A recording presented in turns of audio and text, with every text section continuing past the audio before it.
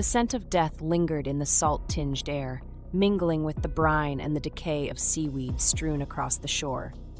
It clung to her skin like an unseen veil, a reminder that she had been reborn in slaughter.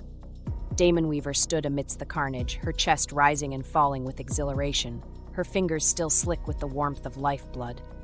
The wind curled around her, cold and biting, whispering along her bare, wet skin. She shivered, not from fear nor weakness, but from the realization that her flesh, now imbued with the power of Lothenia, still craved the touch of warmth. It was a hunger she could not ignore, a yearning that gnawed at her beneath the surface, deeper than mere flesh. It was a void within her, insatiable and growing, as if the blood she had spilled had only stoked the embers of something greater. Her crimson gaze drifted downward, tracing the lifeless bodies sprawled before her, their forms twisted in agony. Some still bore expressions of shock, lips parted in silent screams that had been stolen from them. Their blood had already begun to sink into the damp sand, swallowed by the ever-hungry earth. Soon the tide would come to claim them, dragging their broken corpses into the abyss. The waves had no sympathy for the dead. They would devour flesh and bone alike, scrubbing the world clean of their existence. She would not be here when it did. Daemonweaver turned, stepping away from the mess of torn flesh and shattered bone. The wind howled, stirring her tangled hair, sending fresh waves of gooseflesh over her exposed body. A cruel reminder of how the world would see her now, naked, vulnerable, an object of desire or disgust. The thought sent a flicker of annoyance through her. Let them think her weak. Let them make that mistake. She was no longer anyone's plaything. She began walking, her bare feet sinking into the wet sand, leaving crimson-stained prints in her wake. The landscape stretched before her, an endless expanse of shore, the horizon darkened by the looming storm.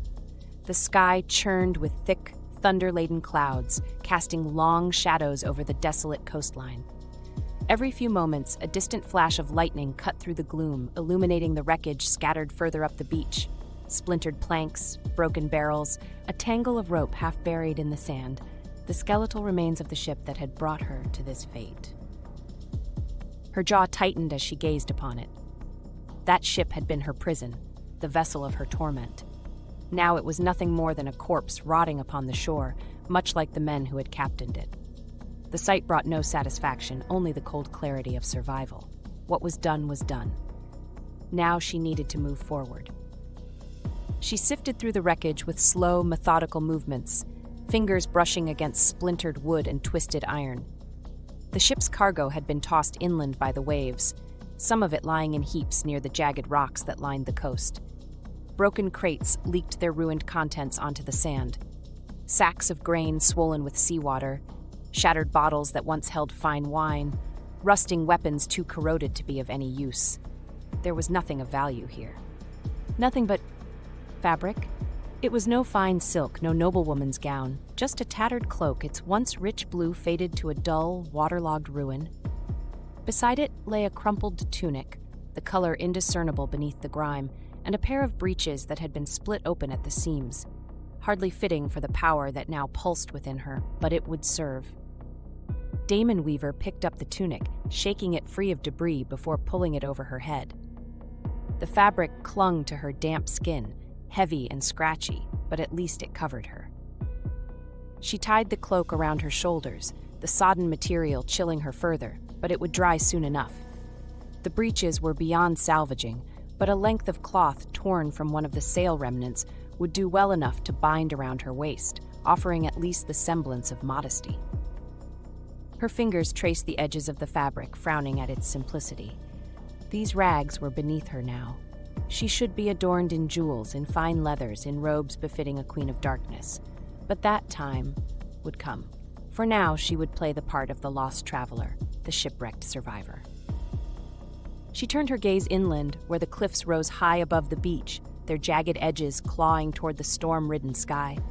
The terrain was treacherous, slick with the misting spray of the sea, but she had no other path. Somewhere beyond those cliffs lay the world that had forsaken her, the world that had branded her weak and cast her into the abyss. They had been fools. The storm rumbled on the horizon, distant yet menacing, its low growls vibrating through the heavy air. The tide had begun to retreat, pulling at the bloodstained sand, swallowing the remnants of the slaughter she had left behind. Daemonweaver barely noticed. Her crimson gaze was fixed ahead, tracing the rising plume of smoke in the distance. A village, perhaps? A place of people, of souls. The hunger in her stirred again. She walked slowly at first, each step deliberate, her bare feet pressing into the wet sand, her borrowed cloak billowing faintly in the salted wind. But as she passed the wreckage of the ship, a slow smile curled her lips. She had been nothing, forgotten, cast into the abyss. But now she would carve her name into the bones of history. And she would never be forgotten again.